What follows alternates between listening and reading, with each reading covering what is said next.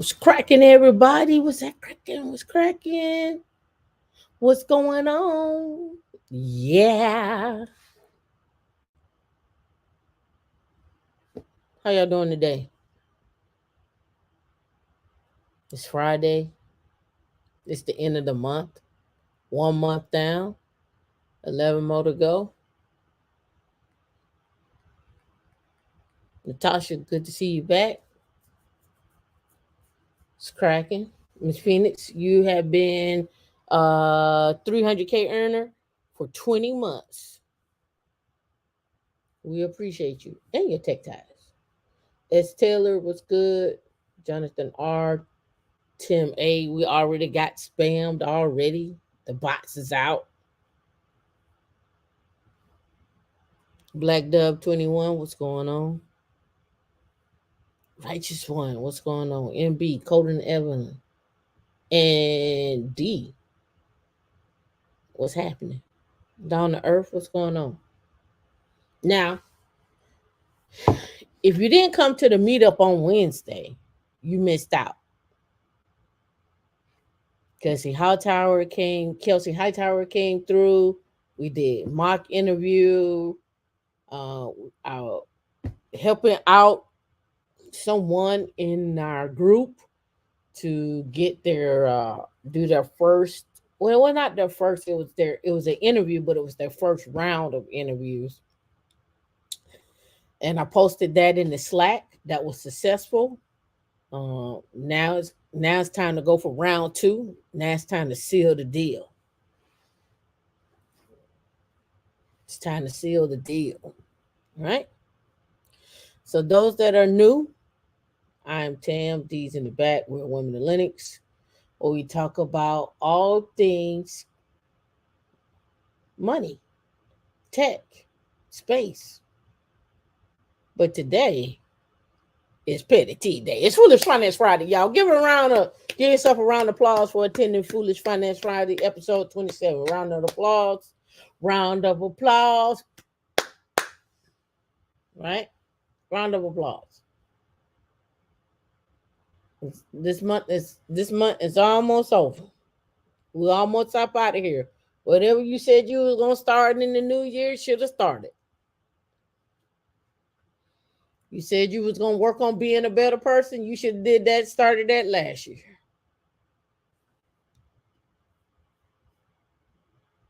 You said you was gonna give people more hugs and smiles. You should have started that last year.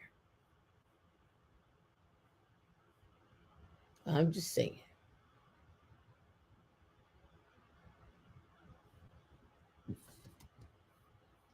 Who should I pick on today? Should I pick on Gen Z? Should I pick on Gen X? You welcome. I got so I got all kind of stuff. I got all kind of stuff down to earth. Should I pick on millennials, Gen Z, Gen X, boomers? Who should I pick on today?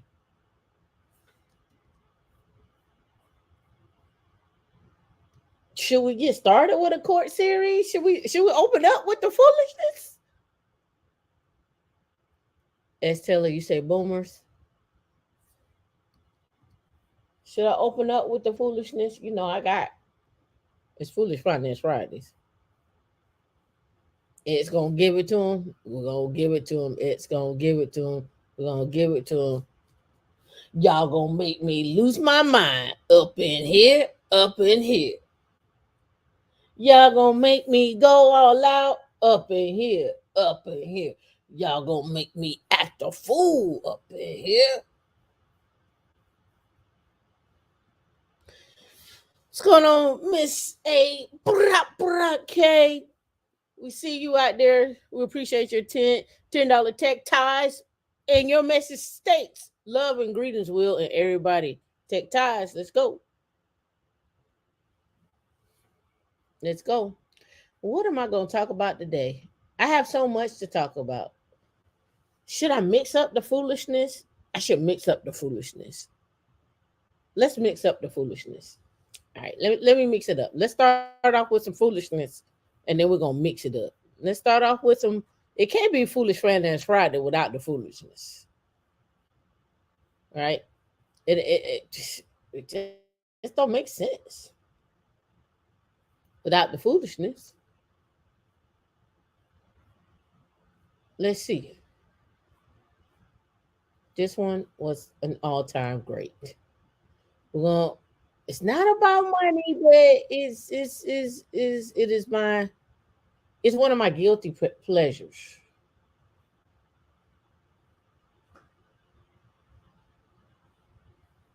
Let me grab it.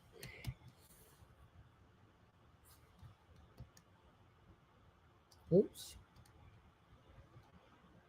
It's in there twice. I don't know why it's in there twice. Oh, that's because the thing in there twice.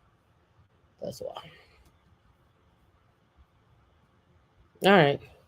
Let's start off with some foolishness first. Let me. Plaintiff. No, that ain't it. On Haskins.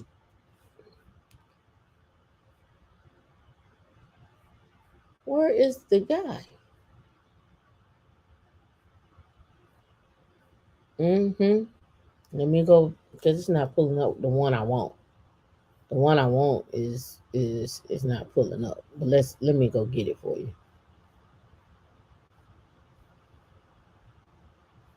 Because I thought it was hilarious. Okay. This is it. All right, let's pause that. Let's make sure our sound is up. Let's get right into it, and then we'll go back and be civil. But right now, I feel a sense of pettiness. All right, let's go. So this one is gonna be funny. All right, this one is this guy, and he's addressing the court, but we're gonna see how he addresses the court and what happens with him and so forth. I was just like, man, just shut up. Like, dude, what's wrong with you? All right, so let me make this split screen and let me see. Yep, my screen is shared. So let's get into it. All right, D, you ready? All right, let's go. Say your whole name. Beneficiary. Oh, he done this before. What's his name? The beneficiary. Yeah. First name, Mr. Beneficiary. Are you stating that the trust that we are administrating is the Kevin Pollard Trust? If so, I'm asking what your name is. My name is the beneficiary of the trust. Of whose trust? Are you stating that the trust that we are now administrating is the Kevin Pollard Trust, Your Honor? Okay, I'm gonna recall him. Bring up somebody else. Put him aside. We'll call him at the end. What's your name? Beneficiary. What? Your Honor, are you saying that you're calling the beneficiary of the trust? Let's rewind that. I thought it was hilarious. I laughed. Let's go. Say your whole name. Beneficiary. Oh, he done this before. What's his name? The beneficiary. Yeah. First name, Mr. Beneficiary. Are you stating that the trust that we are administrating is the Kevin Pollard Trust? If so, I'm asking what your name is. My name is the beneficiary of the trust. Of whose trust? Are you stating that the trust that we are now administrating is the Kevin Pollard Trust, Your Honor? Okay, I'm gonna recall him. Bring up somebody else. Put him aside. We'll call him at the end. Thank you, Judge. All right, who's next? DDC. Do you want Pollard back? Pollard? That's the last one. Does he have his mind right? I don't know him. All right, let's give it a try. No, watch the black chick and the white chick. He caught. They asking him what his name is, and he keeps saying the beneficiary. Let's go.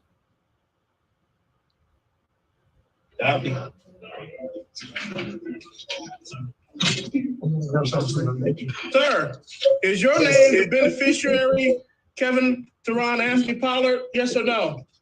I'm the beneficiary of the trust, Your Honor.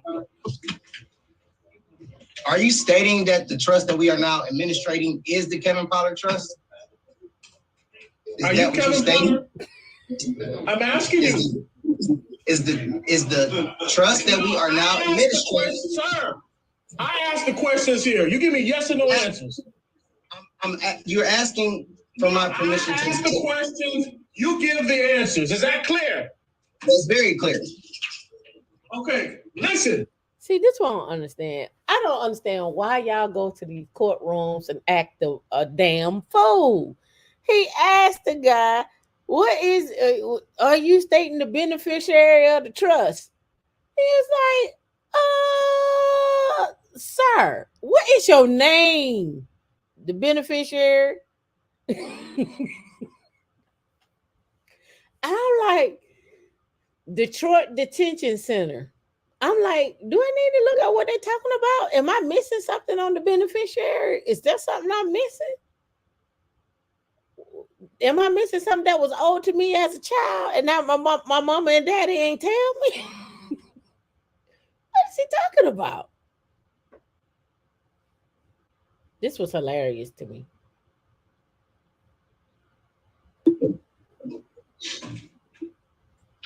Yes. Are you also known by the name of Kevin Pollard amongst other names? Yes or no? Are you stating that the trust that we are now administrating is the Kevin Pollard Trust, Your Honor? If so, Kevin Pollard isn't. Did y'all see why she just turned around? She's like, I can't do this no more.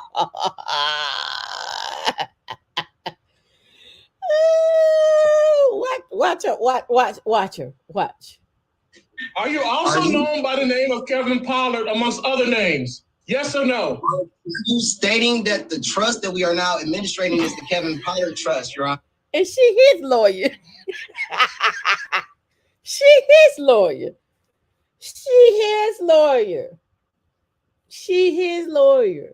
She's like, what you want me to do, Judge? I can't help him. You don't even give nobody the option to even help you, to try to even look out for you.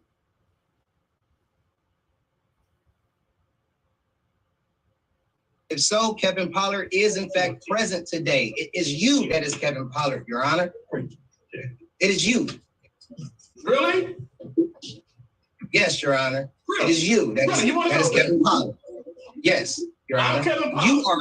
You are Kevin Pollard today, Your Honor. I am the beneficiary. And then who are you? I am the beneficiary of the trust. Okay, well, Mr. Beneficiary, take you and your trust back to jail. I have some questions for the clerk, Your Honor. No. I have. Can I speak to the clerk before we go any further? You know what? I'll put you in timeout. Get your mind right.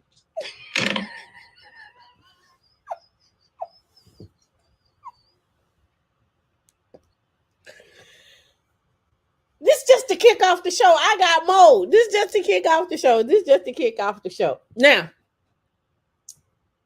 I asked, who should we pick on? Millennials, Gen X, or Gen Z or boomers? What do you think he fall in? Gen X? Millennials? Older millennials, geriatric millennial? What do you think?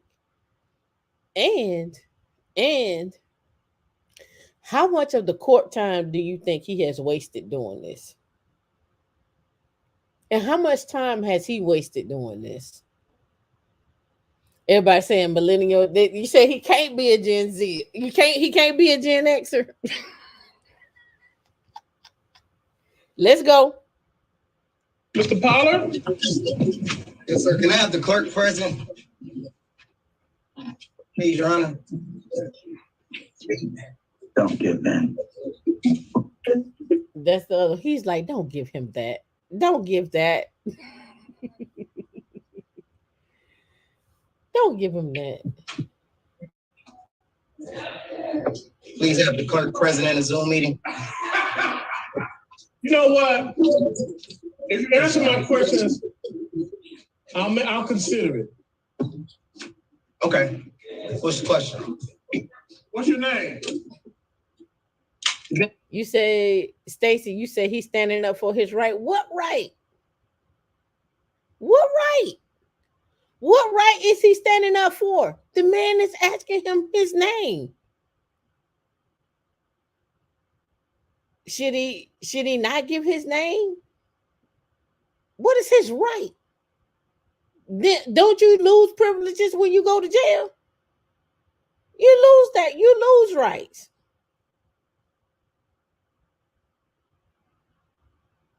What right is he standing up for?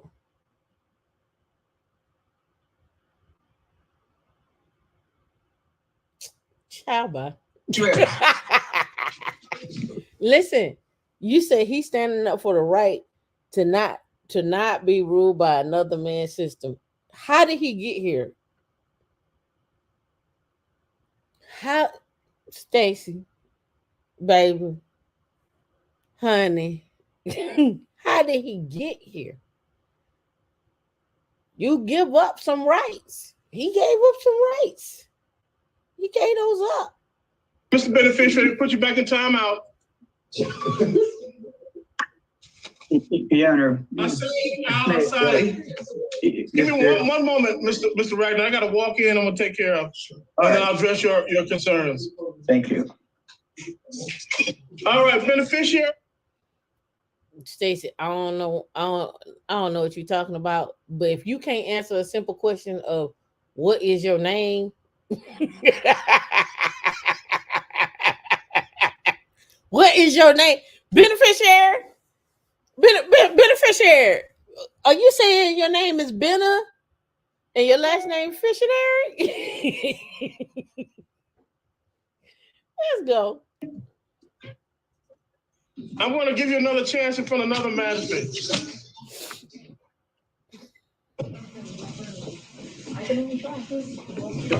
That's no problem. Can I have the clerk present, please? Hey, sir, I'm Magistrate Chartea. DDC. Yeah. I'm talking to the DDC officer. Yes. DDC? Yes, ma'am. Okay. The gentleman that is in front of the screen, in front of camera one, what name do you have him listed as? Kevin Pollard. Do you have a middle name? No, ma'am. Okay, so you have a Kevin Pollard. Okay, and sir, you're identified as Kevin Pollard, but you're considering yourself the beneficiary. Is that correct, sir? Are we on the record? We are. Everything is on the record. Okay, are you stating that the trust that we are now administrating is the Kevin Pollard Trust, ma'am? I'm not administrating any trust because there is no trust in front of me. But what I'm asking you is, you call yourself the beneficiary. Is that correct? Yes, Your Honor. Okay, no problem. I have case number is 240-5538101. People State of Michigan versus Kelvin Theron Anthony Pollard. Your Honor. Listed by. Look at that face. He's talking about, wait a minute. Oh, wait. Look at this face right here. This that face right here. This that face when you know he know it's over. It's over. Okay, no problem. I have case number is 240-5538101. People State of Michigan versus Kelvin Theron Anthony Pollard, who is listed by DDC as Kevin Pollard. However, the gentleman has identified himself as the beneficiary. You representing as Kevin Pollard today, Your Honor. Mr. Pollard, I'm not. Mr. Pollard, now as your counsel, I am going to advise that you stop speaking and allow the judge to speak. Yes, ma'am. Counsel Kirkland. Good afternoon, Your Honor. Shava Kurtz on behalf of Mr. Pollard, who has been advised of his rights, wishes to stand mute and waive the formal reading. Thank you. I'm going to enter plea of not guilty. Court dates are February 2nd, 2024. It is a probable cause conference, followed by preliminary examination, February 8th, 1:30 p.m. Both matters are in front of Judge King. Probable cause conference, it is at 8:30 in the morning. Mr. Beneficiary, you should not come over to the court. You are under oath and you are on record. And I'm asking you, I have not sworn you under oath. I am under oath, so I am doing all this. I'm going to enter plea of not guilty. I already given the court dates while this case is pending, sir. Okay, there should be no contact with the individual. You are not allowed to state what the judgment is. That is my job. Mr. Pollard, I want to let you know this is her. Your Honor, you're not allowed to state what my judgment is. Only I am. Let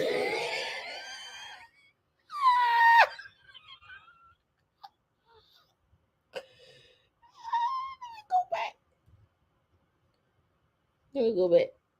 Okay, there should be no contact with the individual. You are not allowed to state what the judgment is. That is my job. Mr. Pollard, I do want to let you know this is her judgment.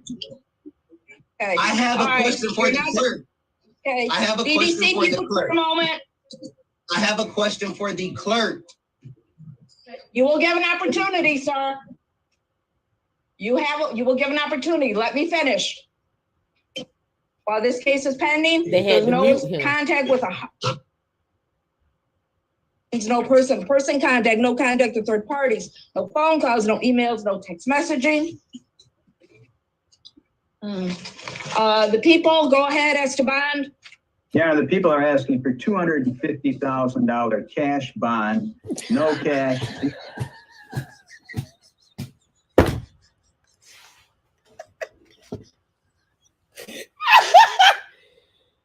Rewind that so you can see that reaction.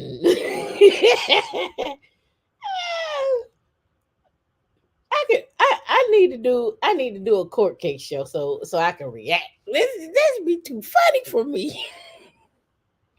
All right, watch his face. No person contact, no contact with third parties, no phone calls, no emails, no text messaging. The people, go ahead, Esteban. Yeah, the people are asking for $250,000 cash bond, no cash, no surety. If he's able to ever post bond, we'd like GPS tether with home arrest. The defendant, Your Honor, has a continuing situation where he entices young girls on the internet from Arizona in this particular case, and previously on 10/23/2020. But he the beneficiary. He's standing up for his rights. They was like 250. He lucky they ain't say 500. You lucky they ain't say 500. Enticing little girls. Let's go.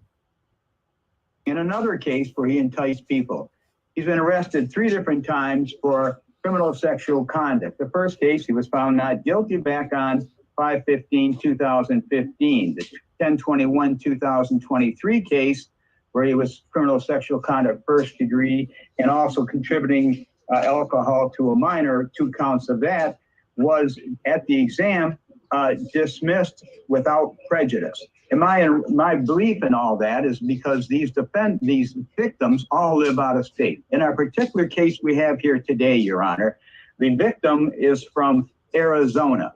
She came here after having a relationship, not the victim, but one of the witnesses came here after having a 3-year relationship with this defendant on the internet. When she turned 18, she came to visit.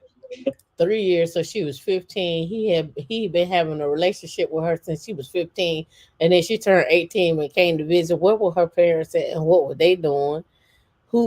How? What room was they? What chat room was this? What app was this? Also, Mr. Pollard introduced her to another girl who is also from Arizona. The other girl brought her niece or her, I forgot who the relationship, but her 7-year-old niece with her to visit Mr. Pollard. And what happened then, because the person was tired from traveling, she fell asleep in the living room. When she woke up, she went into the bedroom, and there was Mr. Pollard with the 7-year-old girl. And here we are.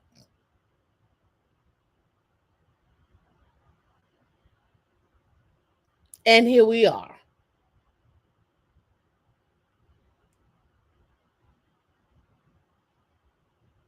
And he keep calling himself the beneficiary.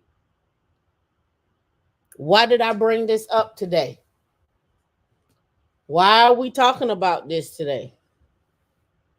We're talking about this because we got some problems.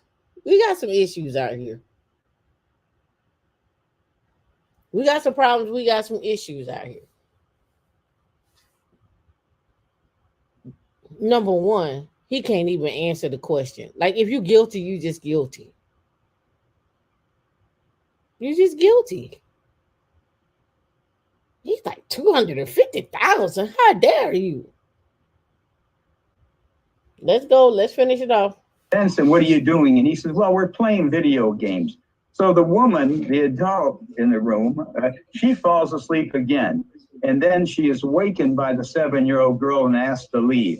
The 7-year-old girl then tells her mother that the Mr. Pollard touched her, and she asked him to stop, and that's when they left.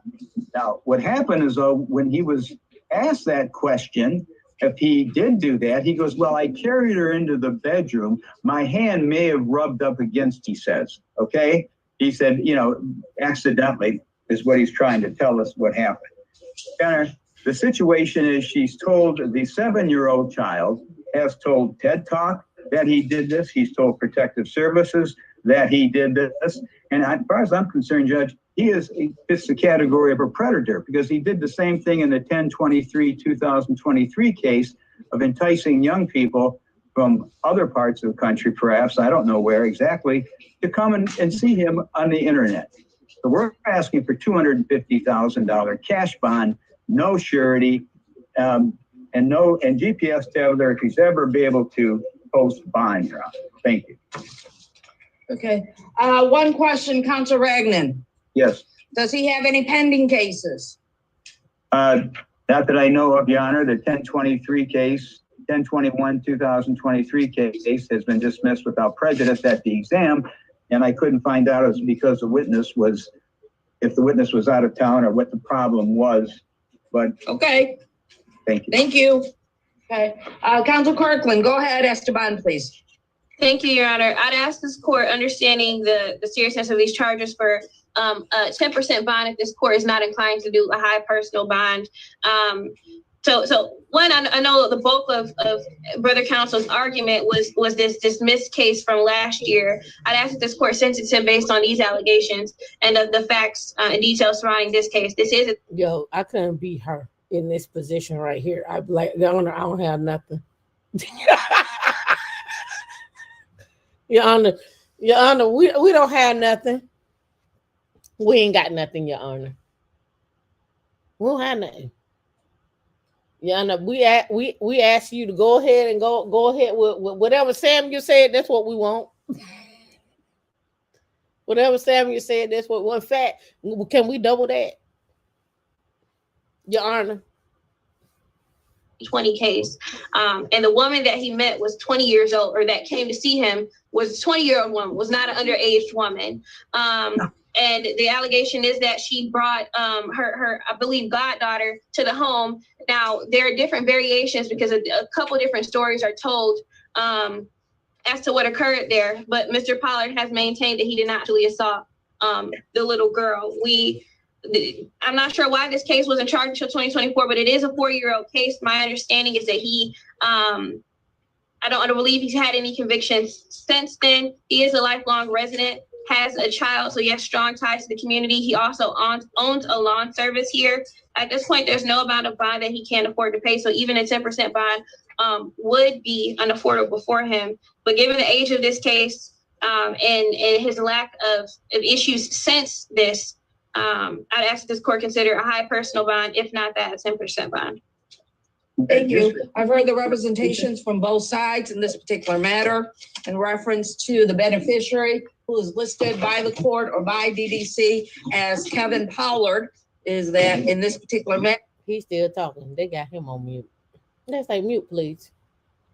Even though this is from 2020, okay, there was a forensic interview, Kids Talk, with the victim, and she disclosed that she was touched by the defendant and that he rubbed China with his hand. This court is not considering the other cases that were dismissed. They were dismissed without prejudice. Okay, this court is only going with this matter. In reference to this gentleman, the defendant, bond is going to be $250,000 cash. There's going to be a GPS tether, home arrest. Further, okay, it's going to be unaffordable. So today is Friday. He's going to get another court date. Today's the 26th, January 29th, 2024, 9 o'clock in front of Judge McConaughey, who's going to be looking at the bond amount and bond. Oh, I wonder if we can catch that live. Maybe we can stream that one live. Maybe we can catch that one live. Conditions. Also, there is one other thing. This court looks at clear and convincing evidence standard, okay, based on the representation, based on the reading. This court is convinced that Mr. Pollard, okay, I'm sorry, the beneficiary, okay, that he is a predator in this particular matter. That's why we're putting at $250,000 cash, GPS tether, house arrest. He does have the, again, the unaffordable bond redetermination for this Monday, January 29th, 2024, 9 o'clock in front of Judge McConaughey. Also, there's another bond condition. He's not to be around any minor children. That concludes the arraignment of the beneficiary, also known as Kevin Pollard. Madam Clerk. Pre-trial, Your Honor. You wish to talk to the gentleman that's in front of the screen. Judge. Okay. Just now for the record is that the clerk has declined to talk to the gentleman in front of the screen. That is not fair. Thank you. That is not fair. You cannot do this. Under oath and on record, you cannot do this. I have rights, and you violated them, and you was not my judge. Okay, you go. Go ahead and do whatever. You cannot do that. Okay. As the beneficiary, Can we have those dates again? I asked. I'm sorry? Can we have those dates again? We couldn't hear them. What were the dates? February 2nd, February 8th. February 2nd, February 8th. Bond redetermination Monday. Of this QV trust account that she earned. Huh? What you say? They muted him. Thank you, Your Honor. We're all set.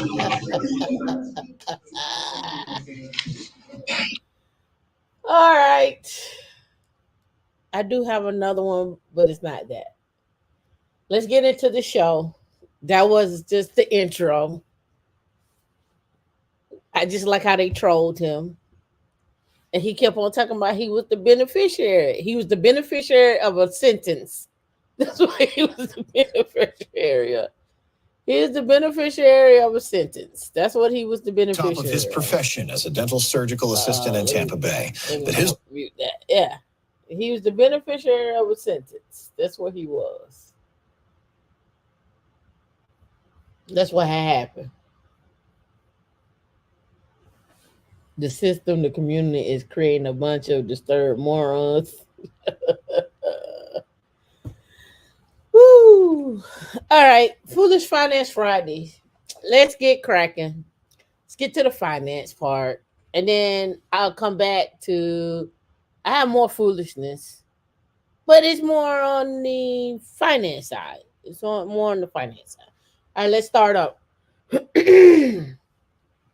It is my system or it's muted. Nah. You're not muted. I'm here. Can y'all hear me? D, can you hear me? Yeah. D says she can hear me. We're loud and clear. Live and direct. Live and direct.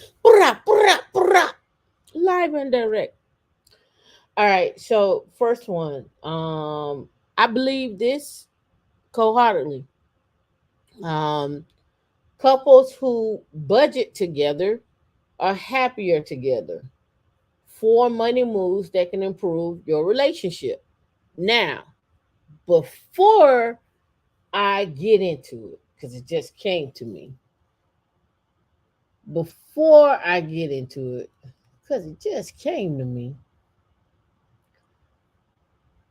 I want to do this one day. This one right here. Now, peep game. Couples who budget together are happier together. 4 money moves that can make your relationship. How about this one? He put $1 million into a risky investment, and will we lose it all? So you're married, your husband comes to you one day, or your significant other, in this case, her husband, comes to her and says, babe, we're going to put $1 million. We're going to take our life savings and put it into an oil well. It's risky, but it could pan out. Well, the oil well is returning $20,000 a month, but they need that $20,000 a month to live off of. So it's not really, they really don't see it because it's going in, it went in and it's coming out. So they got to get their debt down, right? They got to get their debt down. Okay, so let's get back to the article.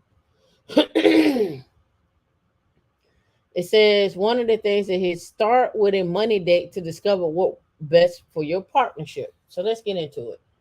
I believe this. Blow it up. Quantum computing. Oh yeah. All right. Blow it up a little bit more. That looks better.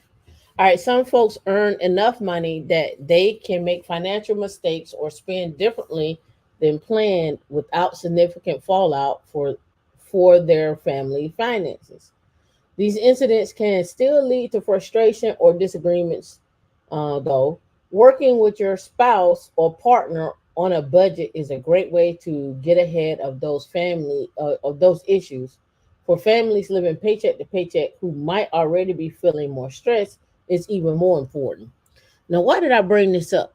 Because I know a lot of people that I'm listening to online, I hear these things. These are my number one things I hear. Don't tell a woman how much you make. And I'm like, is this a woman that you're dating or your girlfriend or whatever? The other one that I hear is, don't tell a woman how much you make. Don't tell a woman that you own anything. Don't talk about money. It's all kind of things that I hear, and I just be like, well, how do y'all ever get to this spot? What do you say? You say, hey host, the one I like the most because you so sweet and smart. I hear you. I thank you so much, O'Shea. I thank you so much. All right. So again, I don't understand, and I want to take this one step further, right? Here it says couples who budget together, but I want to ask this from the audience, not necessarily from a partnership or couples perspective, but as friends. When I say friends, I mean like your homegirl or even a family member or whatnot. Do y'all ever talk about money? Do y'all talk about budgets and how to save money? Is that a conversation that you all are having with your friends? Do y'all have that conversation at all? Like, hey, I'm trying this new budget app out. Do y'all discuss that? Do y'all have conversations about money, different books about money? Like, do y'all have those conversations? Like, are y'all just soloing out here and just been like, I'm on my own. I'll figure it out. Are y'all out here like, like Michael McDonald and Patti LaBelle? On my own. Once again. Are y'all out here on your own? One more time. By myself. No one said it was easy. No. I mean, are y'all out here like Patti LaBelle and Michael McDonald? That's what you're doing? No, I believe. Don't let me hit Michael McDonald. Don't make me hit. I mean, and the reason why I'm asking is because I think it also builds better friendships, right? It builds better friendships, right? You solo, I attempt to, but they don't want to talk about it. Too many butts. Yep, nope. Too broke for that. What did I come into? You came into the Foolish Finance Fridays. No, we really don't talk about it beyond. It jumped on me. We really don't talk about it beyond keep your debt low, invest in a 401k and life insurance. Oh man, that's sad. I tried, but they keep falling for the same traps. That's sad. You can't even talk to your friends about money. You can't even have a conversation like, yo, last month I was able to save $500 by switching to Geico. You can't even have that conversation.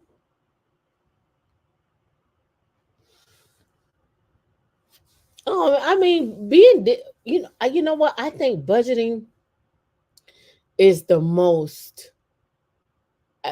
I won't say the most. I think it is one of the hardest things to do because it really.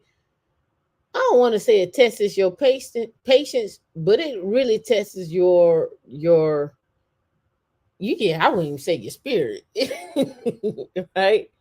Because you really gotta be disciplined, like you gotta be laser focused with your goal. So let's do this. We're going into February. Let's do this. Let's set up an accountability session where we all start saving. Can we do you think, just out loud, do you think that you could put $100 away a month?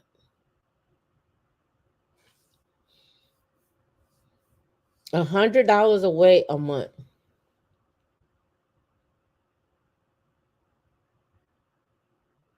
I know budgeting for food is hard. I'm guilty of that. $100 a month. Like, let's start there.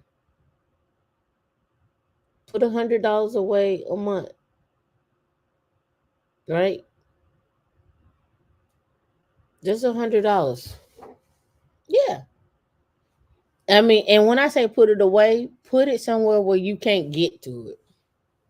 Like literally go put it in some savings account where you can't, where there's no debit card, you can't transfer nothing out, you don't set up nothing online. Yeah, it's only $25 a week. $100 a month. Something simple. Right? Let's get back to it. It says, and couples who budget together are happier, according to research. Behaviors that financial practitioners would label sound financial management are positively associated with marital quality and stability. Budgeting means planning for every penny. How many of you have downloaded what you spend every month? Do you know how much you spend every month? I know how much I spend every month. Yeah, I'd be like, I'm over it. Do you know how much you spend every month?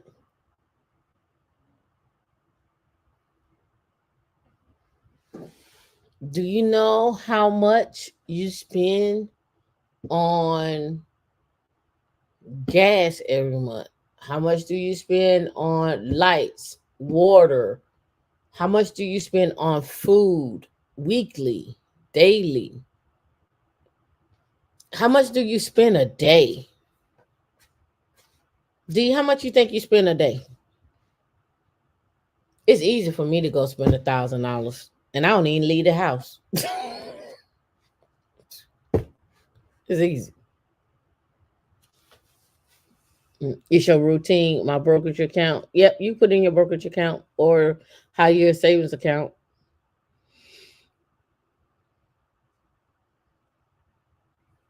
How much do you spend in it? Now, here's another question. How much money do you make a month?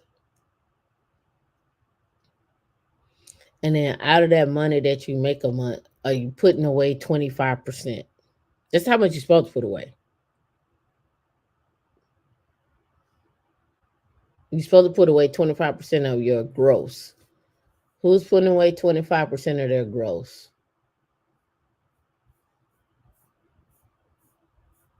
Just curious. Let's look at that. Let's look at that. So let's say you made $47,000 and you got to put 25% away. That's $11,750, and let's divide that by 12. That's $979. So we'll say 1,000, give or take. We can do 980. But if we can do 980, you can do $20 more. So basically, you should be putting away $1,000 a month if you're making 45. So if you're making 47, and we're going to take off 11,000, and that's divided by 12. That means you're living off of $3,000 a month. Can you live off of $3,000 a month? That's gross. That's not after taxes.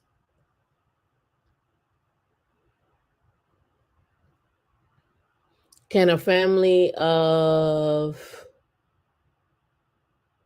3 make it off of $3,000 a month?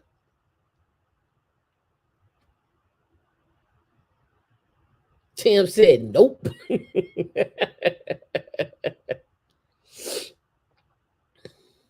Can one person make it off of $3,000 a month? Can one person make it off of $3,000 a month?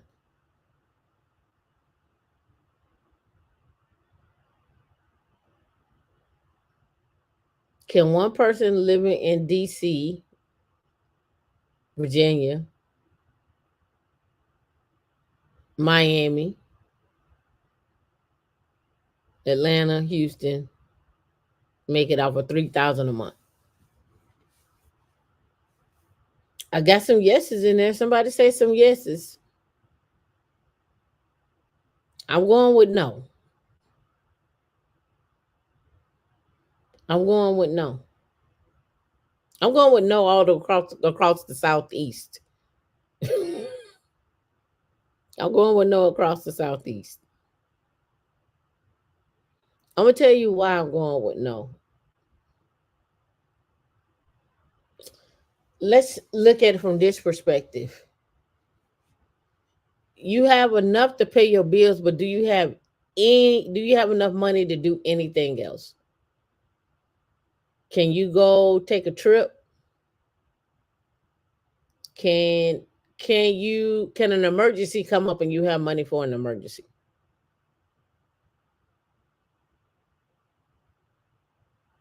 Mississippi, I'm just gonna look at Mississippi and just be like, for the way I would want to live and so forth, I'm gonna say no. Even in Mississippi, I'm saying no. I'm saying no because I don't know what's going on with the water system out there. I don't think Jackson is the only place. Let's just say that.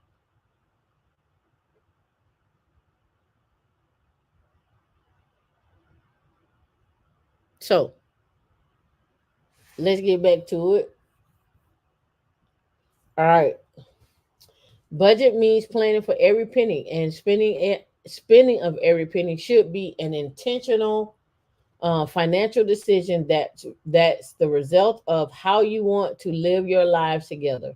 Here are 4 steps to get you started with this process. Schedule a money date.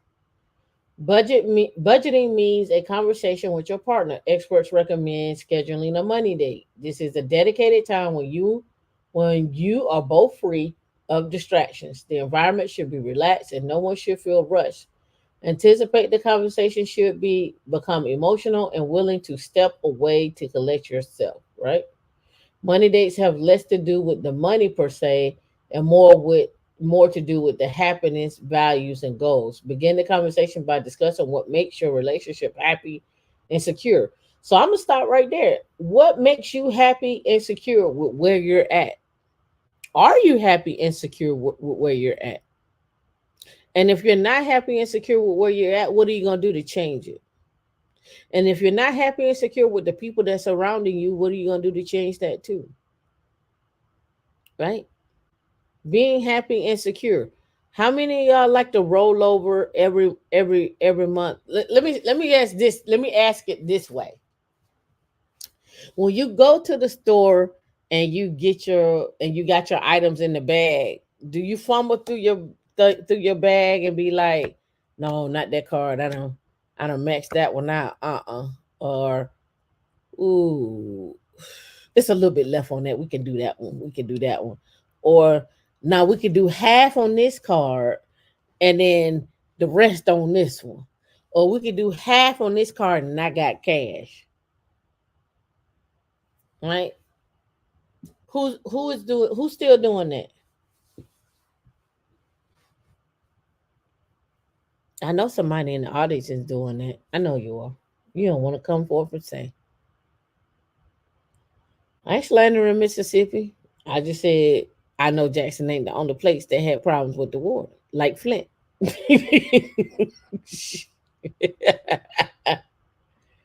All right, define the share. Now, what's gonna happen with Flint when all them people start showing up and I think they already have with cancer and all that stuff, breathing problems. You just swipe. Tim was like, just throw it in the bag. I just swipe it. I don't care what. I'm ball. I don't care what it is. Throw it in the bag, girl. I got you. What? You want extra season salt on your fries? Go ahead, girl. Yeah, go and get that upcharge. You want extra blue cheese? Go ahead, girl. I see you. Ain't nothing out here too. Ain't nothing out here that my baby can't have. Tim, I see you. Ain't nothing out here his baby can't have. Gonna throw a little something in there for her. You want a Chanel bag? That's fine. You want a Birkin bag? That's fine. Throw it in the bag. I just swipe. Miss AK said, no, because since I'm not where I want to be just yet, I'm extremely intentional. You order online? Yeah, most people order online. All right, it says money dates have less to do with the money per se, but about the happiness and so forth, right? So define the shared values that will guide your tough decision and set a short-term and long-term shared financial goals that will strengthen your partnership over time. Only then can you establish a budget together that quantifies your priorities about where your money should go. All right, it says each of you should play an equal part in controlling your family's money and in determining what to spend it on. Now, I seen this on Remit and a lot of other places. A lot of people don't want to talk about money. They don't want to talk about budgets. They don't want no part of it. Like, you do it, just leave me in the dark. You handle it. Just let me know where I need to be. Right? And that's not always a good thing. It says gather what you need. You'll need to call on your inner detective for this step of the process. Collect as much information as possible about your past spending habits. Ideally using a budget management system that can do the work for you. The further back you go, the more accurate a reflection of your habits you'll have. Credit card statements, checking statements, savings accounts, third-party mobile wallet transactions, brokerage accounts, cash on hand. Create a system. Dee's favorite thing. People are not numbers on a spreadsheet. People have emotions, desires, values, and goals, and all those influence have how we make our decisions. We are surrounded by temptations, especially from our online platforms and social media. People who are good at self-control, structure. This is part of it right here. People who are good at self-control, structure to avoid temptation. In other words, self-control is not necessarily the result of a superhero level willpower, but rather a lifestyle that reduces or eliminates our exposure to things that are hard for us to resist. So make bad habits harder and good habits easier. Next one is choose the right budgeting tools. Don't throw it under the mattress. Don't put it in a shoebox unless you're going somewhere to put it in the shoebox. Unless you're going somewhere to put it in the shoebox. All right. So now I want to bring up a video, and I want to get your take on this video. Do you agree with her stance or his stance? What are your thoughts? I thought it was interesting. I understood what she was attempting to do and the why, but let's look at this. Andre, what's going on? Let me see if I can hear you. Can you hear me? Let's open it up. She makes $350,000 a year, and she doesn't want to pay her student loans. And that's a misleading title, but we're going to get into her why. It's a little misleading, right? She makes $350 a year. Are y'all ready? Do you ready? Let's go. And hear you. I like your braids. Okay, is that braids? They're twist. Oh, they're twist. Okay, I had to ask that question. Okay. I'm trying to get my photo back here. This is my statement God provides. There you go. All there.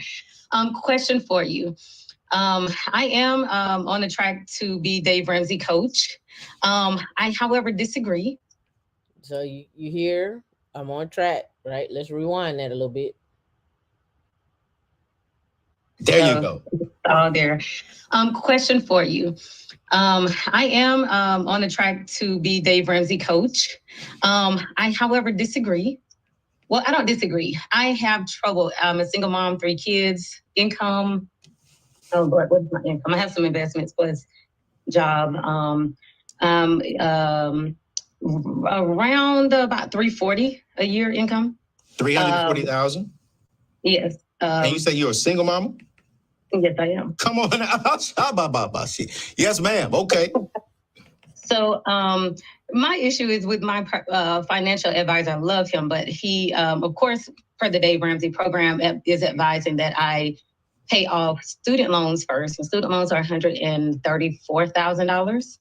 I have my house. I owed $79,000 on it. Okay, her house is $79,000 that she owes on it. She has $340,000 of income that she has coming in, and it sounds like it's W-2 income, possibly. And she has $138,000 or $130,000 in student loans. And the question is, first is, and there's another caveat to this, but I'll just get to the question. The question is, should she pay off the student loan first, or should she pay off the house first? She's a single mom of 3 kids. So which one should she do? Drop in the comment what you think she should do. Or D, you could create a poll, either or. But what do you think she should do? Should she pay off the house first? Or should she do student loans? Let's get back to it. I recently finished a contract that gave me about $93,000 for the end of the contract. So she just did a contract and they gave her $93,000 in the contract. Again, that's in addition to, that's not within the 350. That's in addition to. All right, let's go. I want to pay off my house. He is strongly advising that I use it toward the student loan payment. My issue with this is that I will not pay off my student loans. And again, if something happens to me, I would like for my home to be paid off for my kids. Can you help me work through this? Help me understand your philosophy on why you do not want to pay off your student loans. I do want to pay them off. I only want to pay them off after I pay off my house. And that's, again, because if something happens to me, I don't want the hassle of either insurance or any money having to then go pay off the house, make sure my kids are secure. Oh, y'all are saying pay off the house. Y'all are like, pay off the house. So you don't think she should put that money towards the student loan? Again, I think this is one of those things where it's like, what's going to be more, to me, like what's going to be more satisfying, and what can you knock off with this $93,000 that you got? Because she got 130, it still won't pay it off. She's still going to have that and the house. So I get her philosophy of why. And then she also says she doing that for the kids too, in case something happened to her, the house is taken care of. All right. So let's get into it. My kids are good if I have a paid off house. As I told my advisor, if something happens to me, that paid off student loan is not going to help my children at all. How much is your house worth? About $330,000. $330,000. And you owe $79,000. Correct. Okay. And you feel, I'm just want to make sure I'm correct. Your concern is if something was to happen to you as a single mother, that having a paid for home is a better situation than, right, than having no debt.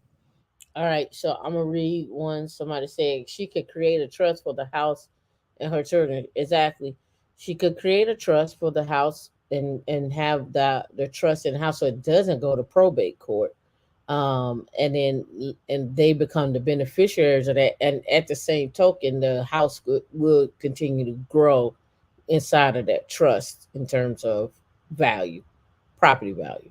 So that is an option. But in her mind, she's like, no, there's still debt lingering because of that, even though that's in there for the children. Now, if she wanted to, she could put the house in a trust and build out cash value in that trust for property taxes and payoff of that house. But how long does that take, right? What does that look like? How long does that take for her to do that? So that's another option. Another option is just pay off the house. Another one is she could split the money up and pay them both, right? She could split the money and pay on the principal of the house and pay on the principal of the loan and kill two birds with one stone and bring down the monthly payments on that, right? She seems like she's very savvy when it comes to getting contracts and so forth. So maybe she get another contract and she take the new contract coming up and pay the rest of that off, right? Maybe she don't do it all in one swoop. I don't know. But there seems like an options. So O'Shea, you said get a $500,000 life policy, then they can pay off the house. Well, the house is only $79,000 that they got to pay off. Of course, there's still other things that may be wrong with the house or what have you, but that's option too. But let's go. All right. Cool. You're a great mother. Let me just start there. Thank you. I mean, let's be real here. Come on, put that in the comment section, y'all. Put that in the chat. Give her some love for being a great mother, because I think that most great mothers will think the way that you're thinking, right? Absolutely. They would think, okay, what's the best thing? We're not just. So this is a question I have too. How many of y'all have at least a term life insurance policy outside of your job? Outside of your job. outside of your job? How many of you have term life insurance policy outside of your job? Mothers, I think any great parent would be like, hey, what's the best thing for my child? While I believe that is a great statement, I also believe that is a statement that also hinders us sometimes from building wealth. Yes. Right? And so I think right now, here's the thing. As wise as you seem, you already have life insurance, correct? I do. Correct. Cool, great. As wise, this is the only debt that you have, your $134,000 in student loans?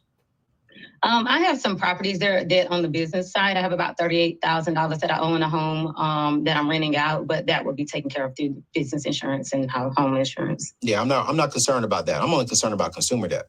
I'm not concerned about the real estate, right? And so I think these are the last two items I have to pay off. And again, I do expect both to be paid off within the next year. So I get it. It's not an urgent need, but for me, that's what I struggle with. I am pro Dave Ramsey. I'm pro Anthony O'Neill, but I'm like, okay, for me, just to have that security as a mom, I feel like a lot of other Black women and single moms, single dads, single parents would be in my boat as well. It's like, because I've seen the probate process. I've seen how long it takes, how crazy it is when others get involved. Again, I plan on being around a long time, but however, I'm not leaving anything to chance when it comes to my kids. I wouldn't worry about probate. I wouldn't worry about none of that because for you, if you haven't done this yet, I would highly recommend that you just get a trust put into place, an estate plan. If you have a solid estate plan. I tell y'all all the time, trust. I said I'll put it in the freaking trust. I say it all the time. Where you trust at? Wills go to probate court. The wills go to probate court. Anybody that's creating the wills go to probate court. When you got a trust or you got a beneficiary, ain't no court. I am the beneficiary. Your Honor, I'm the beneficiary. Your Honor, I'm the beneficiary. Right? She wants to make sure they're all the way secured. Your Honor, I am the beneficiary. Okay. Yeah, there you go. So, and this is why I'm trying to be very sensitive with this, because I hear your heart. Like I hear what you're trying to do. It's like, hey, I'm a single Black successful mother who wants to make sure that my Black children are successful and taken care of when something happens to me. And so I want to honor that, because that is a great place for a mother to be. But there are things that you can put into place to make sure that your kids are taken care of no matter what. Have anybody been checking out trust? Have y'all been checking out the trust? No estate, no date. Like I told you, go set yourself up in the estate. This is why these conversations about what a man, woman, who come to the table, what you provide, all that. I don't provide nothing. I got a trust. It's all over there. I'm a broke college student when you meet me. I don't have nothing. Your Honor, all I got is 50 cents. That's all I got. All I got is 50 cents, Your Honor. I don't have nothing. I'm sorry for scratch. I saw you driving a Porsche. No, I don't own that. That's in the trust. I don't own none of that. That's in the trust. I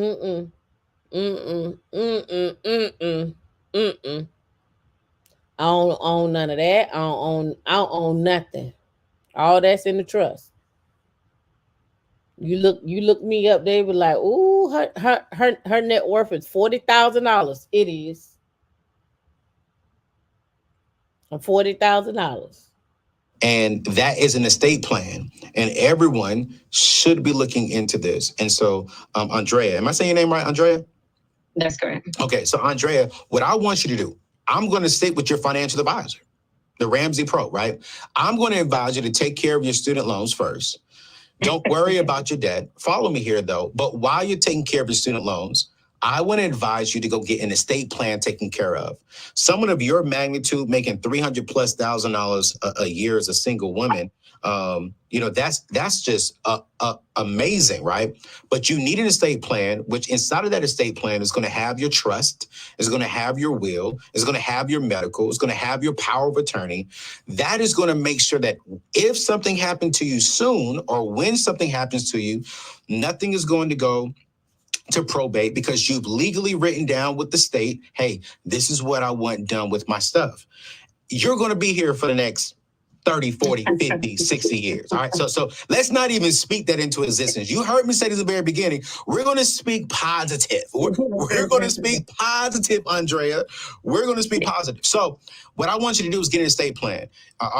For everyone, you can click the link in the show notes. Go to you can look at your insurance that you have now through your 401k, at your job and so forth. And some of those have extra benefits written into them where you can go sign up to get a will. You can do estate planning. You can do all of that within there.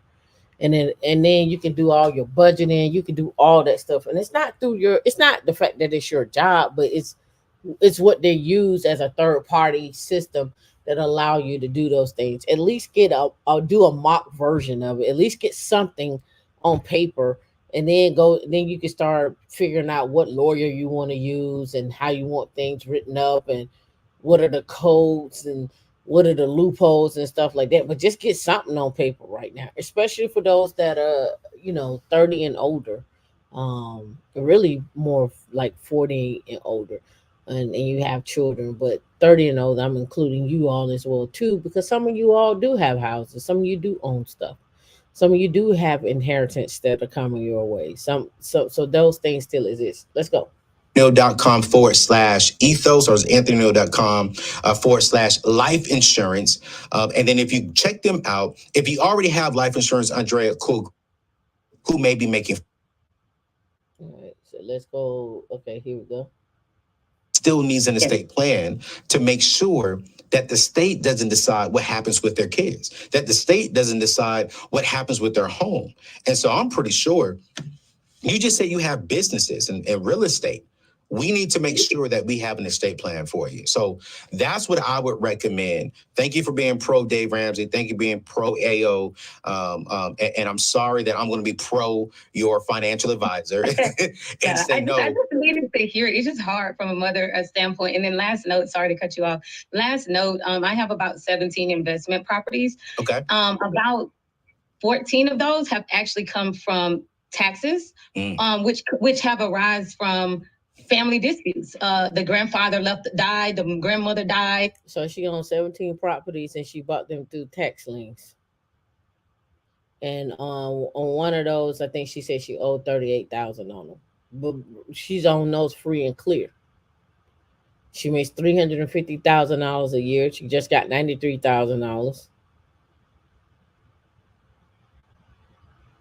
So y'all still say she should pay off the house? Or she should attack the debt on the student loans? I know, low-hanging fruit. Paying off the house is low-hanging fruit. It went in a family probate. No one ever handled it, and they argued about who would pay the taxes. That's how I've gotten the majority of my items, and I'm like, that will not happen to my kids. So. But see, you just said a key thing in there: probate. Thank you so much for saying this, y'all. I hope you all are hearing what Andrea is saying. This is not just for someone of her status financially. This is for everybody. If you're making $30,000 a year to $3 million a year, if you do not have an estate plan, if you do not have a trust that tells the state what you want done with your assets, then yes, the state will decide what happens with your assets, and your family will have to pay to get it out of probate. But if you spend time up front, if you go to how many times have I said this? I just have to bring the shows up so y'all can see it for yourself. Because y'all will be out here screaming, we want prenup. No, we want trust. We want estate planning. No estate, no date. Because I don't want no problems on the date. I don't want no problems in the marriage. I don't want no problem. Look, whatever you're going to lead to your family, lead to your family. When I'm leading my family, I'm going to lead to my family. But when we get together and we build our new little empire, we building our new little empire together. You said, I wonder if she's up for a 50-year-old sugar baby asking for me. I don't know. Yo, you stupid, your lawyer companion. And we were just going to get a shout out to his lawyer companion. I refuse. You're not gonna call me your lawyer companion like you some dog on the street. Like you some dog he had. Your lawyer companion. I ain't gonna do it.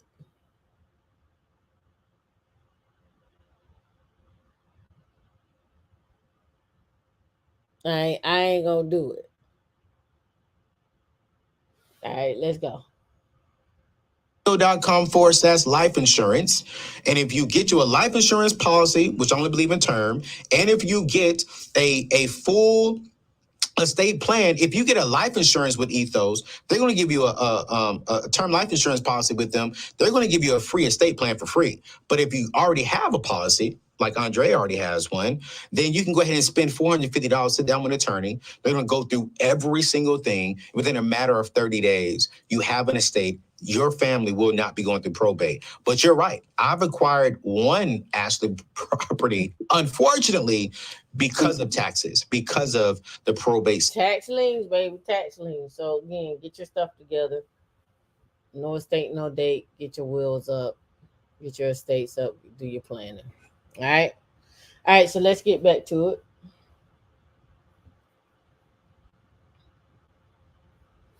Now it's time to be messy. They have no running water. Our neighbors constantly hit us up for money. My husband gave them $400. Is it selfish to say no?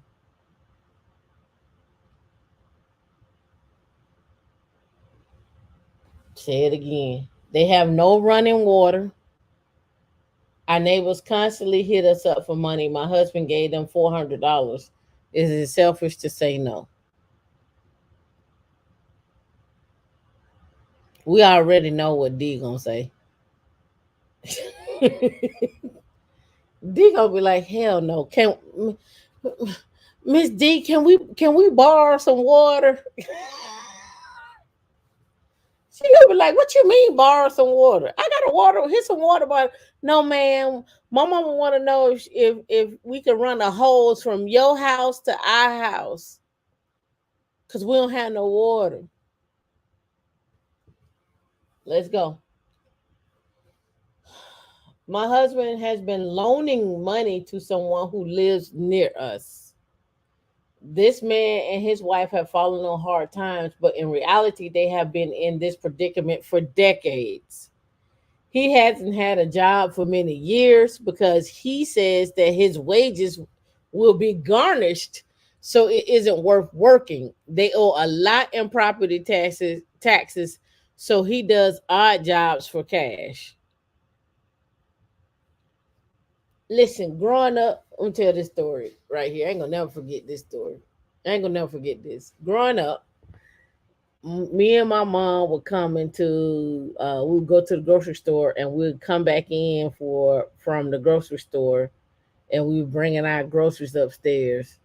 As soon as we get upstairs and get our groceries in the house, probably about 20 minutes later, maybe an hour later,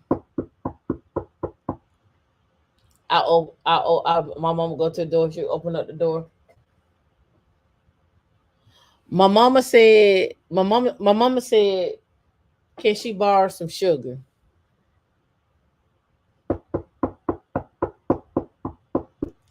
My mama said, can she borrow some bread, some hot dogs, some ketchup, and some mustard?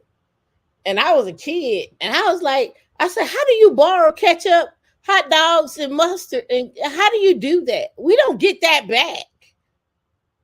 You don't borrow hot dogs. You can't borrow no hot dogs. I was a kid. I think I was like, who borrows hot dogs? You can't borrow hot dogs. What you gonna do? Go look at them? I was a kid. I was like, you cannot borrow hot dogs. My mom was like, Tamika, shut up. I'm like, but she asking to borrow some hot dogs. We just got those hot dogs. What I'm gonna eat? And she want ketchup and mustard.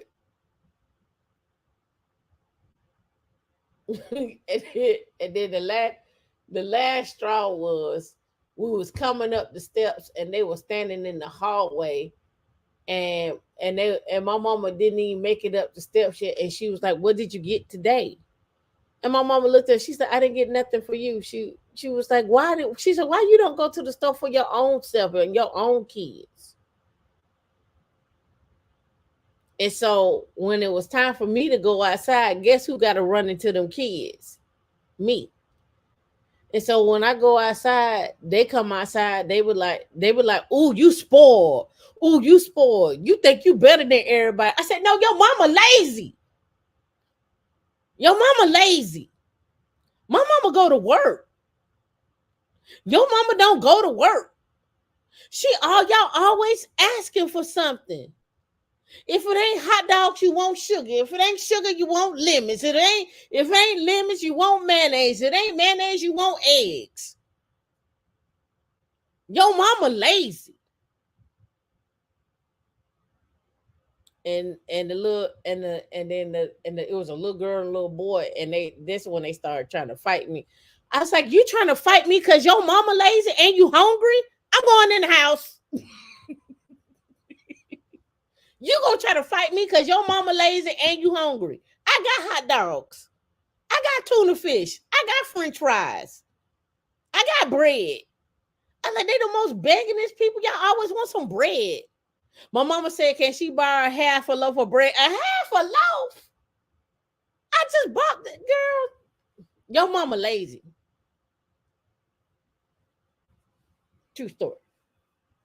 All right. So this man and his wife have fallen on hard times. They've been this way for decades. Because he said his wages would be garnished. Why would they be garnished? Are we behind in child support? Are we behind in taxes? What is going on? I'm going inside to eat my hot dogs and my all right of crinkle fries. I'm putting them in the oven, and they're gonna bake, and they're gonna come out nice and golden brown. Mm-hmm. You ain't nothing but a big fat heifer.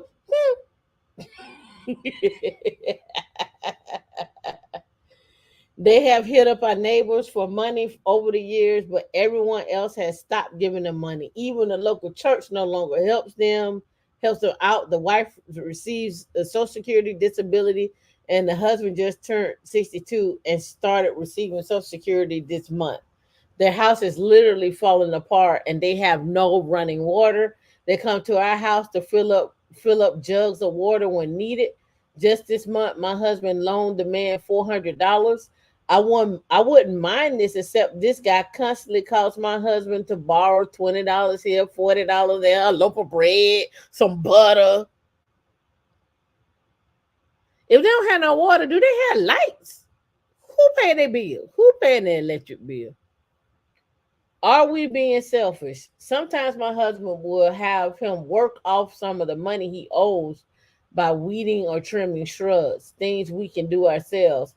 My husband claims that the guy will pay us back when he has the money, but I doubt it.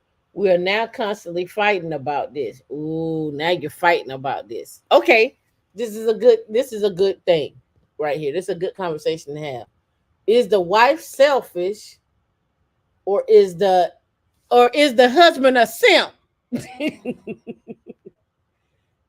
Is the wife is she selfish? And she's just trying to protect what's going on? Or is the husband being a simp? Or is he too nice? I say he too nice. What do you think? What are your thoughts?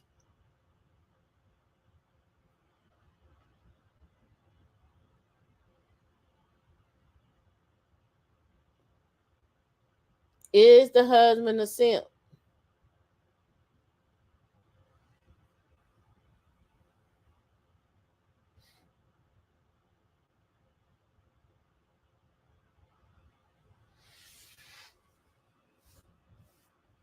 The husband too nice? Okay. He ain't no simp, Brandy. Okay. He'll push over. Okay. All right. She said, I'm starting to feel we're being used, but my husband feels bad for them. We're a retired couple in our late 60s, and this is blowing our budget for retirement. My husband says that we have money and are in good financial shape. I told my husband that instead of giving them cash, let's buy our neighbor oil for his car. He has a history of running vehicles into the ground from not taking care of them, or gas card or store gift card, but he says the guy wants cash. I don't know how long this will go on. Am I being selfish? Is there another way to handle this situation? All right. Being a good neighbor does not necessarily mean giving money to others when they ask for it. In fact, you could be enabling these neighbors rather than helping them. But there are other issues here that need addressing. You can be a good neighbor by helping them find assistance to make their home habitable, including making sure that they have access to running water. This is not just a lifestyle or financial problem. It's an unhygienic conditions. Unhygienic conditions pose a threat to their health. Right? They may be able to apply for single family housing loans through the Department of Agriculture, other organizations that could help them bring their home up to basic standards, including AARP, the nonprofit Community Action Partnership, which was created by President Lyndon B. Johnson, War on Poverty with advocacy of Martin Luther King Jr., and the Habitat for Humanity, a nonprofit that partners with people in local community. Your neighbors may be stuck in a cycle of poverty. There you go, D. And giving them cash would not help address their needs. Contaminated water and poor sanitation are linked to many diseases such as diarrhea, dysentery, hepatitis A, typhoid. The World Health Organization says adding that absence inadequate or inappropriately managed water and sanitation services expose individuals to preventable health risks. As shocking as it might seem, there are 2.2 million people in the United States without running water. According to the nonprofit Dig Deep, which aims to bring safe, clean water to all U.S. households, another 44 million people in the United States don't have water that's safe to drink. Black and Latina households are twice as likely as white households to lack indoor plumbing, while Native Americans households are 19 times as likely to not have good running water or water safe to drink, right? It says in the title, it says selfish versus realistic. As to your original question, there's nothing like a balance sheet and a timeline to provide context and wake people up to realities of their own. You could use this as an opportunity to have a discussion with your husband about your financial goals, income, saving, expenditures. You're correct that $400 here, $40 there, that all adds up. You're not being selfish, you're being realistic. We are here to help people. That is our job as human beings, but no one can expect or can be expected to pour money into a neighbor's coffers at the expense of their own financial well-being. Perhaps it makes your husband feel good about himself, but there are other ways for him to help the community in addition to organizations listed above. Decisions about giving money to these neighbors should be made jointly by you and him. The codependent relationship with the neighbor is not advisable. Yes, there is a codependent relationship there. He feels some type of way. Maybe he was like that in the past and he don't want to see nobody else like that, and so he's doing this as well too, right?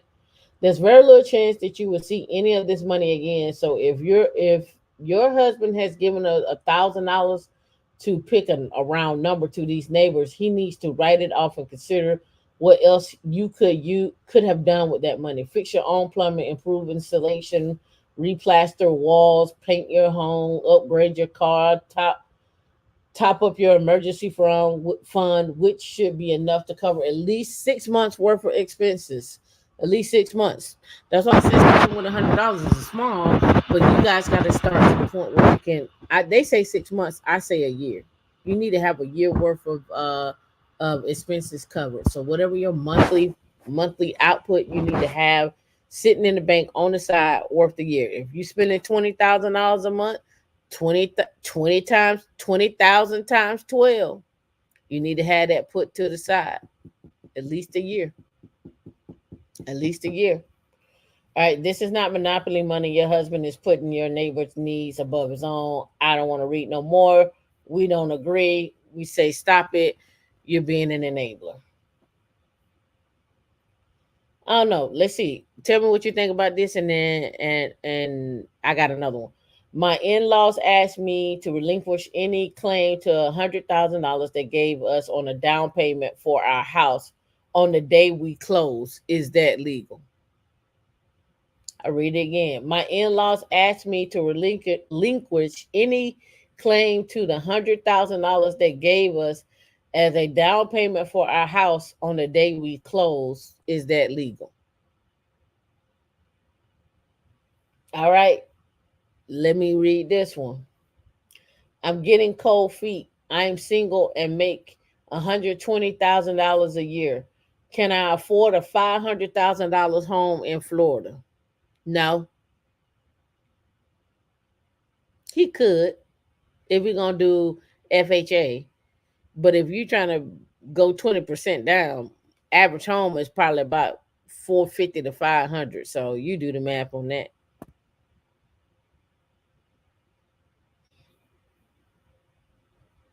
You do the math on that. I do want to talk about Gen X has the most debt at 4 times their disposable incomes. Or we talked about that one. Gen Xers and millennials are poised to inherit trillions in the next coming years. Or should we talk about Gen X has the largest wealth gap? What this means for generational wealth. And bankruptcy surge among Gen X and millennials. Y'all out here eating, y'all out here broke. But I think I want to do this one.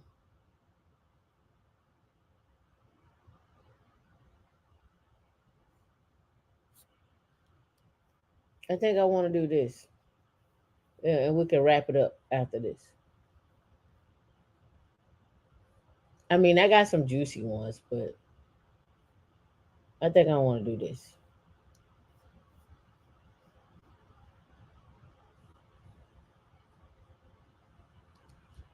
Y'all tell me what y'all think. All right. Welcome back. So this one is spends $3,000 on food and $239,000 in debt. $3,000 on food and $239,000 in debt. What do you think? You like this one, D? All right, let's go. Another episode of Millennial Real Life Budget Review, where I take a look at a real millennial's budget, their debt situation, and figure out how they can get out of their mess. And today we are taking a look at a couple who has over $239,000 in debt, and they have no issues spending money on food. Let's take a look in this video. I want to know how she got this Ramsey video in here. Hey guys, it's Justine, your host of the Debt Free Millennials channel. That lifestyle you want to be known as in this caught my eye. So let's hop into the backstory. So this is a couple based in Providence, Rhode Island. They do have one toddler and they would like to have more children in the future. They're not sure that they can afford it. The wife's income fluctuates based off of how many patients that she sees. She's a nurse practitioner with her own business and her husband is an analytics manager. Now, they've never budgeted until they found this channel, which is awesome. And she says, we have a lot of debt. Their top 2 to 3 financial goals are to, 1, build the emergency fund. I'm so happy to see that was the emergency fund. 1 priority. 2, pay off all the debts, including the student loans, and 3, a college fund for their child. They currently have $0 in their emergency fund and they really need help. Let's go inside of their budget and take a look at what's going on. It has been a while since I've done one of these reviews, so I'm really excited. All right, so let's look at it. They got a car payment. Let me make it big. So here they got a car payment is $673 a month. They have a federal student loan of $1,300 that they pay every month, so $1,400, $1,392, and then they have a credit card that's $110 that they pay every month. And the federal student loan is 7.9%, and the loan is $198,000. The federal loan is $198,000, so that's part of that $239,000. The car payment is, the car amount is $30,000, and I'm assuming they probably ain't doing no more than 3 years or 4 years or something like that. And then the credit card is $11,000. Their monthly income looks like they're bringing in $15,000 in monthly income. And the monthly expenses are $13,000. So that comes, I don't know why they got $13,000. That must be the mortgage. Oh yeah. Oh yeah, their mortgage is like $4,000. Where they living? Oh, they in Rhode Island. So their mortgage is $4,000. Their cell phone bill is $127. Their internet is $65. Their groceries is including toiletries is $16.50. $16.50. So it looks like right here, I'm not sure what this one is, right? What this is supposed to be. But their mortgage is killing them. They can actually, the federal loan and the car payment and the credit card, student loans are student loans. Excuse me. But their mortgage of $4,000 is vicious. All right, let's get into it. To hop into this. 1, because their income is incredible. They're planning on a $15,000 income month, and then they have their debt of $239,000. Insane. This is primarily coming from their federal loan. Their minimum payment is $1,392. They have $197,550 in federal student loans. They have a car payment with an outstanding balance of over $30,000. Geez, what do you guys drive? And then they have $30,000 ain't nothing for no car. Hey, y'all, she's like, geez, what you drive? $30,000 for a new car? One car? That's not a lot. That's not a lot. That's an average. Let's go here. Let's go. Nissan Altima. A Nissan Altima right here. MSRP 27,000 right there. It's a Nissan Altima. The classic. The classic. All right. Let's go. All right, let's do Toyota Corolla.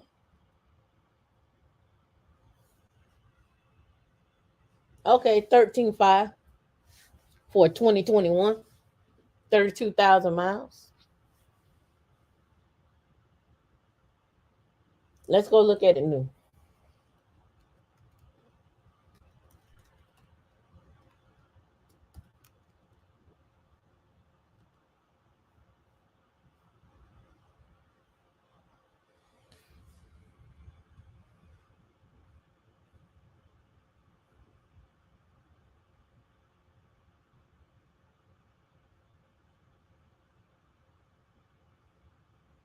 (2024) Corolla. Let's go base. It's 22. So by the time they get by the time they get a little something taken off and a loan interest payment, it's gonna be about 30,000. That's about right.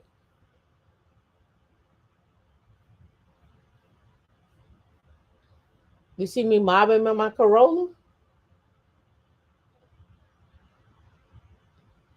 You see me beasting in my Corolla? Look at the Corolla. Almost look like the Tesla. You see me beasting in my Corolla? Tinted out black windows. They see me rolling. They hate it. You say the Camry?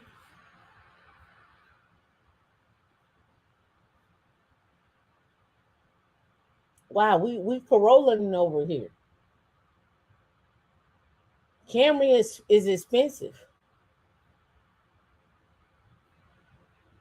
See, Camry go up to 26,000. You really gonna be at like 33, 35.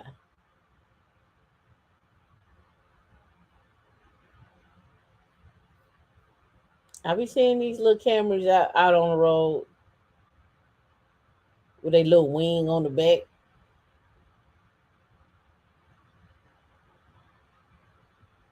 Is the Camry the millionaire car? You know what the millionaire cars are?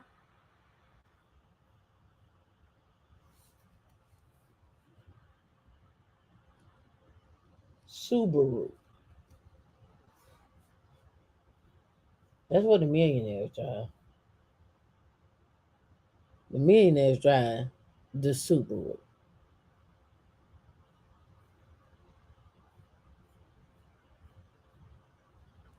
You wanna be this is what you drive.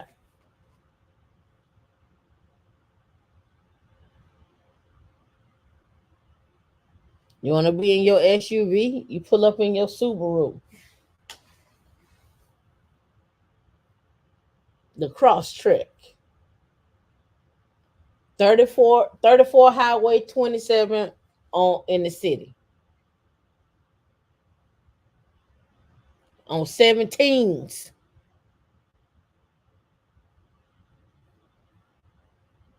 That's what you want to be in. That's what the millionaires in. Let's look at the cars. I ain't never seen these little bitty cars. I always seen the SUVs.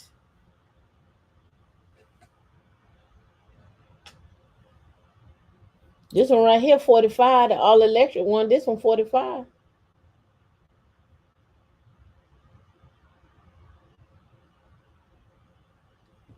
I hate for you to be out in the desert somewhere and you can't get back. That seems like that's way out there too far. So let's go.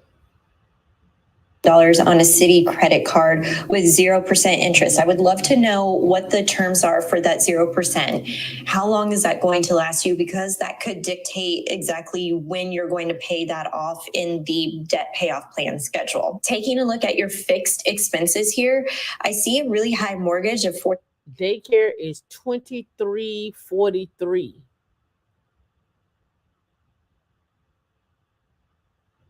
Daycare. $131. But when I was comparing that to your total monthly take-home pay, it's only just 27.5% of your take-home, which is amazing. That's definitely a percentage that you'll want to keep in mind. And for those who are looking for a percentage of how much you should be spending on rent or a mortgage payment, ideally it should be between 25 and 35% of your take-home, 35% being on the high end. Diapers is $65.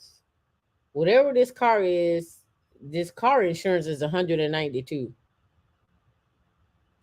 You said millionaire car. Do you mean they are reliable and the person avoid new purchases while in it? No, I mean that's what they normally be driving in. Subarus. They pull up to you at the light. You be like, "Oh, look at the little Subaru." Them be the millionaires. Millionaires and couples.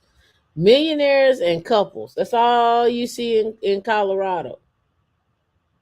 And if you ask anybody, like the old school millionaires, like I used to sit at the bar and guy, he owned a pawn shop, and he was like, yeah, he's like, I went and bought me a Buick today. I got me a Porsche. I said, what year? He's like, oh, it's a 2005. Paid for it cash, $30,000. I'm gonna ride it. I've always wanted a Porsche. I taught my grandson how to build out a pawn shop, and I'm gonna help him front the money for his own pawn shop. Right, he's gonna start here, and then we're gonna pick out a location, and he's gonna build his own pawn shop. Yep, that's what I do. Helping my grandbaby. For those living in high cost of living areas such as Los Angeles, New York, San Diego, those types of cities. So the fact that they have it just under 28% is stellar. The one thing that is not stellar, though, I was taking a look at how much you're spending on food. Now, I know it's you and your boo and your child. I know it's you and your boo and your child. And we all know toddlers just pretty much eat frozen chicken nuggets and French fries all day long. So that doesn't cost a lot of money. No, they do not eat frozen chicken nuggets, and no, they do not. Right? $1,400 in groceries you had allocated, and you actually spent $1,650 in groceries, toiletries for this month. And then I got down to the restaurants and takeout, because when I see a high grocery bill or a high grocery budget, typically I see. Okay, so they money going to food, mortgage, and daycare. The food is $4,100. I mean, the mortgage is $41. The daycare is $23. So that's about $7,000 right there. And then the food is another $1,300. So that's where their money going. I tell you where their money went.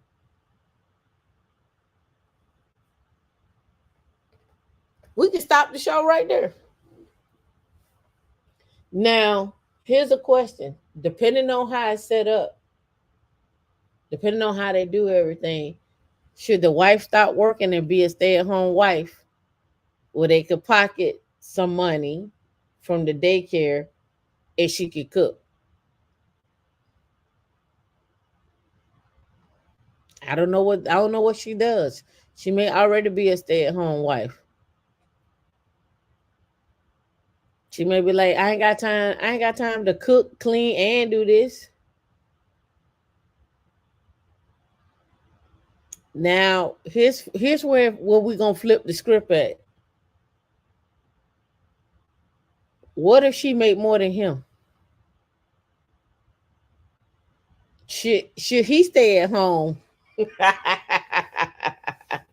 and take care of the kid? I think she know how to cook. I don't think she got time, because I think she leaves the house to go to work.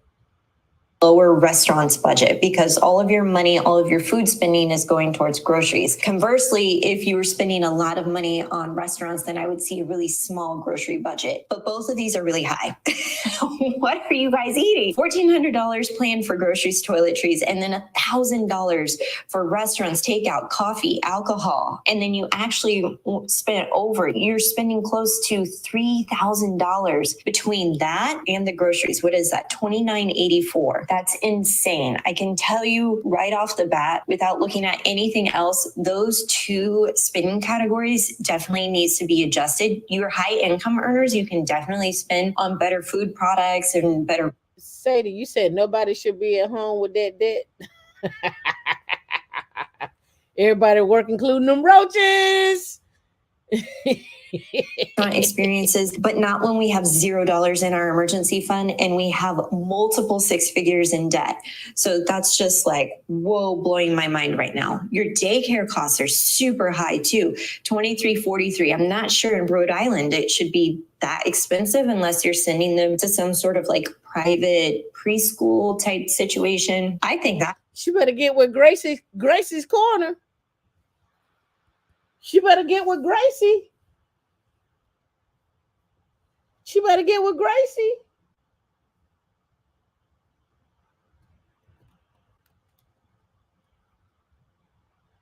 She better get with Gracie. Gracie's Corner. Like and subscribe. Hey, let's pretend that the floor is lava.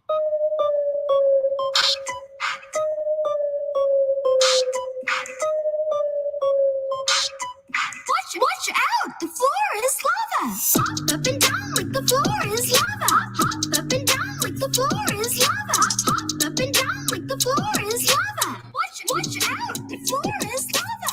Better stand back when the volcano blows! Next thing you know, all the hot lava flows! The floor is lava! The floor...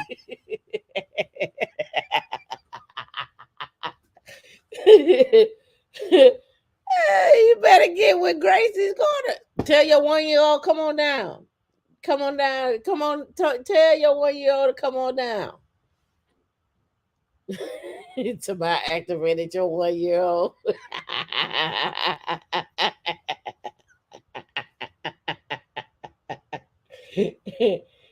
I don't see what the problem is. Like, you better get with Gracie's Corner.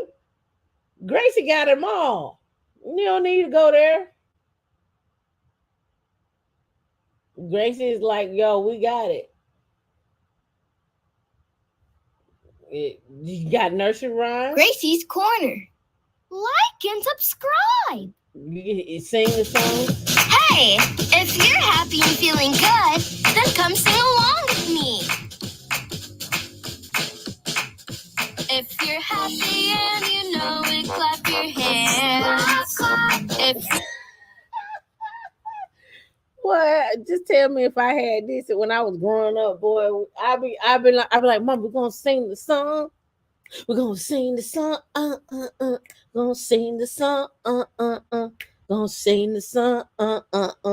If you're happy and you know it, clap your hand.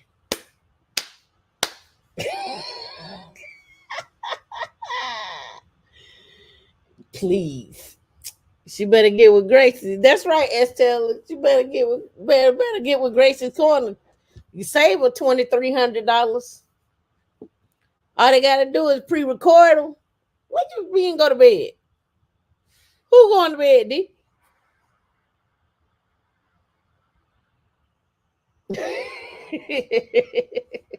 They're like, Mama, you gonna put on the lady that do the Gracie's Corner?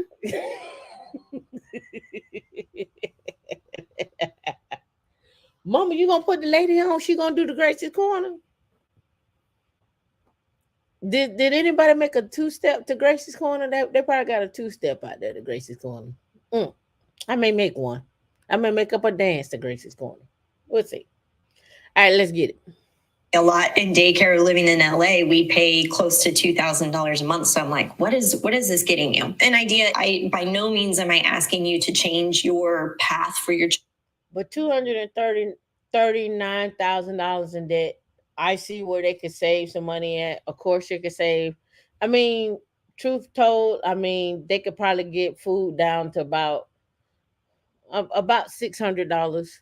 They could probably get this daycare down if they really wanted to, and then I don't know, having that house at $4,100 a month, that's a lot.